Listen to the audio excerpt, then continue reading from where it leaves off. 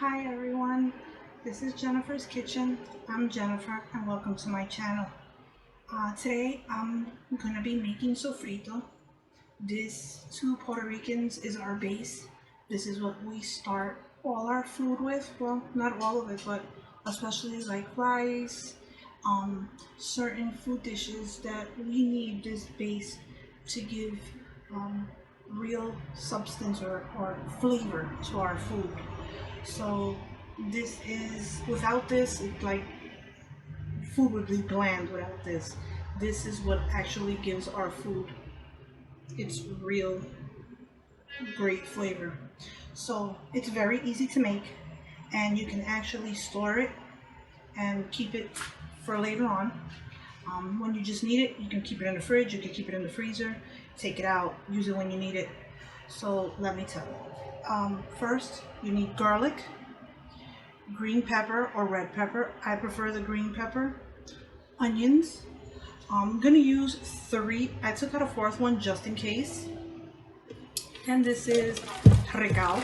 This is what we use. It looks like this. Depending in the market where you get it, they call it Culantro or Culantro. It's not cilantro. We call it Recao, Culantro. I got a good amount. Sometimes I buy more. It depends. Certain markets, they give you very little. The market that I happen to find this, they gave me a pretty good bunch. Sometimes I'll buy more than one bunch and make a lot. This, I don't care what anybody says. This is really what gives your food. This is what gives Puerto Rican food its flavor, is the culantro. And then this is called ají dulce. Some places I see this market, they called it ajicito. It's actually sweet peppers. Okay. This, you would actually take them out. They're like little sweet peppers. You take it out. You cut off the tops. Open it up. Take out seeds. And we put it, in the blender. We'll do it in the old school, and like my grandmother, she would put it in the pilon, is what they would call it, and they would mash it up and they do it like that. But like nowadays, we just put it in a food processor or whatever, and we keep it in the fridge. So I'm gonna clean up all the stuff, cut it up. I'm gonna come back, show you what it is after everything is cut up and clean, so you see what I'm doing. I want to show you guys how to clean the culantro, the recao. So you're gonna get it in a bunch like this, or sometimes you're gonna get them in packages that come like this. Sometimes they'll put them in these long things. You're gonna take the plastic off and take them out. They'll always come wrapped up or something. They're always gonna come with the stems like this. You don't want those stems. So before cleaning them, I always cut about that much off. All right? You're gonna cut about that much off them. Make sure you get everything off before you clean them. I gotta go over some of them and make sure I get everything off all of them. If not, I'll just cut some more and make sure I got everything. Just make sure you get all those. I don't know if you can see it. I gotta go back over some of them and get all those little dark ends off. So all of those things should be gone. And then we're gonna take the rubber band off and we're gonna rinse it off on the water. I'll be back to show you how to do the ají dulce too. So these are the ají dulces. These are some giant ones. I don't know. Sometimes you find little ones. Sometimes they're not all green. Sometimes you'll find them that they're turning like orangey or red, right? So this is what I do. This is the way I was told. You just take that off. You see how you're gonna open it? And you see how this is gonna have seeds inside? I just run it on the water and I just start rinsing it all out. So let me show you.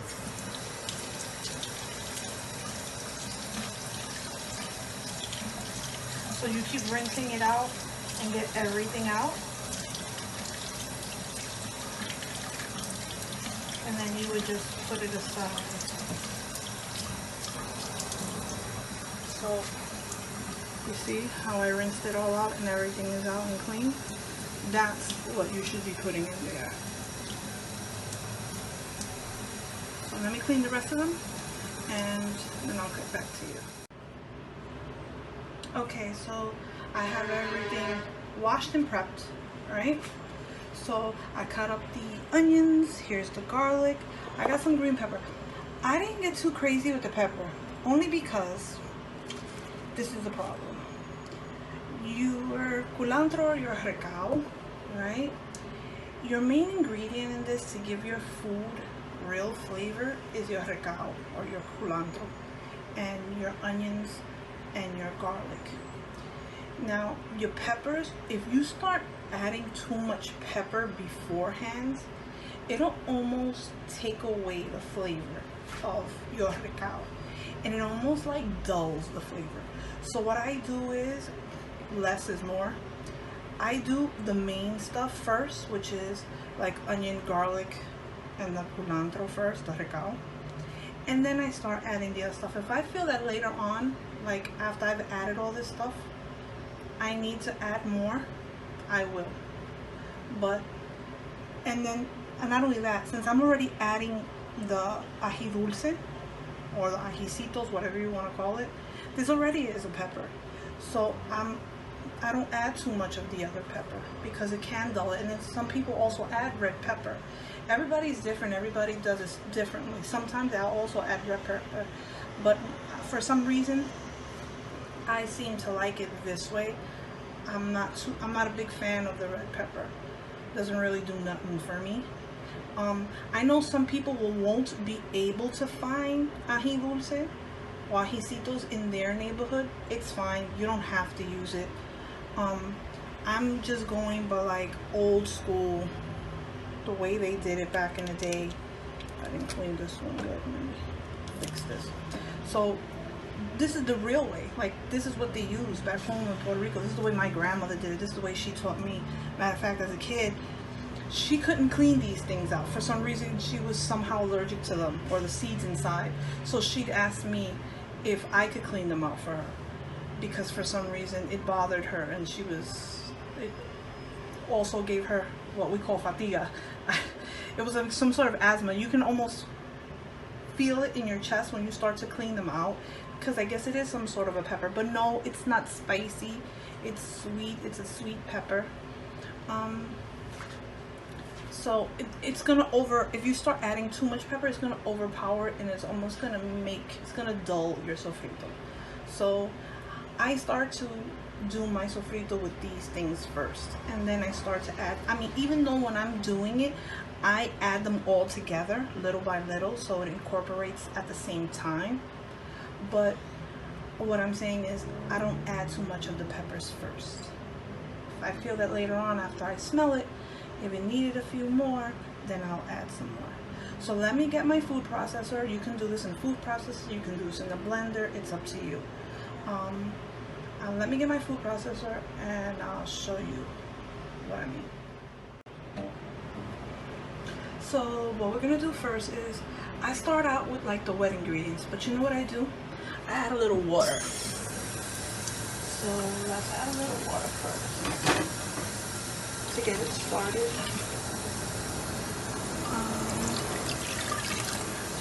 I'd say maybe like a third of a cup or a quarter of a cup, right?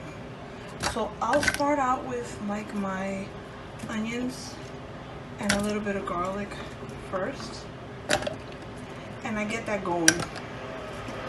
And then after I get those wet ingredients going, then I'll start adding the other stuff, and I'll show you what I mean.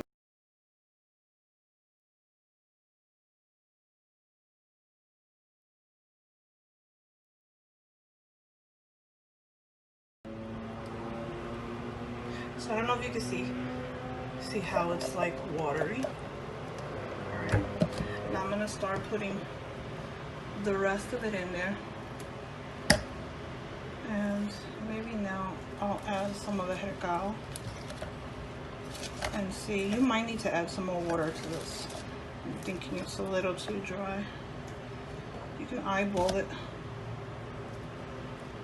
See, I'll add a little bit of everything together now, and I do think it needs a little more water. I try not to get too crazy with the water though, because then it might get too watery. Let's see. So what I should have told you guys before is also have a container on hand, right? So like sometimes, you know, people throw away containers. You can even use a Rubbermaid or like one of those Tupperwares or something. Just make sure like that's the one you're always going to use, because this has a certain smell that may stay embedded in your stuff, or something that's going to be disposable. If you don't want to keep it, you can throw it away. But normally, if this is something you're going to make on a regular, you keep it around. Like sometimes I use like old spaghetti jars or things like that. Sometimes I prefer glass jars. I don't know if you saw what I got the garlic out of, those plastic things. I'll keep those and I'll put them in there, and I can freeze them in those things. And you can, and especially those are kind of small, so those are a little more convenient. Because then you don't have like large amounts, especially if you're a person that's not really going to use this a lot, or you're like just one person or two people in the house and you're not going to use a lot of sofrito a lot, then it's better for you that way. So this is what it starts to look like. You just got to keep adding. I think I'm going to need a little more water, because as it starts to dry up, believe it or not, the more stuff you put in there. So I'm going to keep adding stuff, and I'm going to come back when I'm done. Okay, so we finished. I made a lot soon, but I wish you guys could smell it. Oh, it smells so good, and I know it's a little bit of everything, but it's mainly that culantro, the Recao. It just smells so good. It's, I don't know. And the funny thing is, you'll know, like after making it with time, you'll know how to tweak it. You'll know what you like. You'll know how you like it. You'll know how much you want, how much you don't want. Of how much culantro, how much of everything you do. Normally, even me, when I make it, depending on how much of each thing I can find at the markets, I'll know of what to put. So like for the amount of recao that I used today, of culantro, I only used 3 of the onions for that bunch of culantro, and I used quite a bit of garlic, and I did use, I think you can see, I only used about half of the ajicitos. I think I could probably use some more of the ajicitos, but I think I'm not gonna mess with it. I think I'm gonna leave it like that, because I can always use that for something else. So I'm gonna put it in Tupperware. We can store it. I got a big one today, because lately I've been using that a lot for a lot of stuff. So in my house, the sofrito is gonna go 1, 2, 3. And then and I store it in the fridge. You can store, like I said, you can use small ones, keep it in the fridge, in the freezer. It'll store for quite a while. Now, when it's in the fridge, it starts to lose its potency as opposed to the first day when you made it. Like today, if whatever I make with this today, my food will be delicious. It'll be so flavorful. As the days progress, I feel that it loses its potency. I mean, don't get me wrong, it still has flavor and all, but nothing like the first day, right? But when you keep it in the freezer, you know, it can last for quite a while. It stores well. So let me put it in the plastic, and you can see what I mean. I'm gonna put it away, and you can see, you know, it stores for quite some time.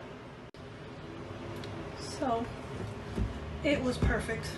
Filled it to the top. There was a little bit left, but filled it to the top.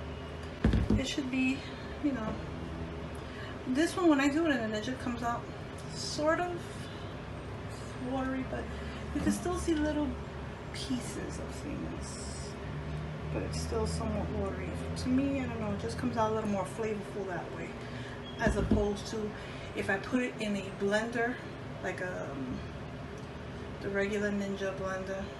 It'll just be so pure, watery, and I don't like it like that. I don't know, it takes away the flavor to me, personally. I don't know, when I see little specks and chunks of things, it just comes out a little more flavorful. And I know other people that are old school, they say the same thing as I do. So when you cook with this, this is our base. When you cook with this, depends on what you're making, it'll be, you know, 2, 3 teaspoons, tablespoons, what depends on what you're making and how much you're making of this. Like I said, you'll store this in the fridge, freezer for a week, 2 weeks, however how long you think you can store it for and get away with it.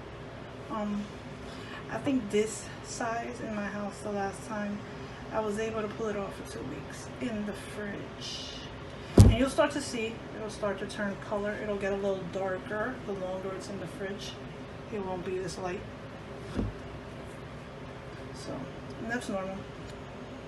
Nothing, it's not like it's going, you know, it's rotten or anything. That's normal. But you can start off small. You can do something half the size. You can separate it. You don't have to do it like I did and put it in this big one. This is for people like, if you cook a lot where like every day, several things, then yeah, you'd go through this right away. You can separate this, like I said, put them in small ones, keep one in the freezer, one in the fridge, and this should last you for quite some time. I know people who make these things and charge a lot of money to make this because they feel it's time consuming and it can be expensive, and depending on where they live, they can't find these things. So thank you for watching my video. Press like and subscribe to my channel, and thank you. Bye.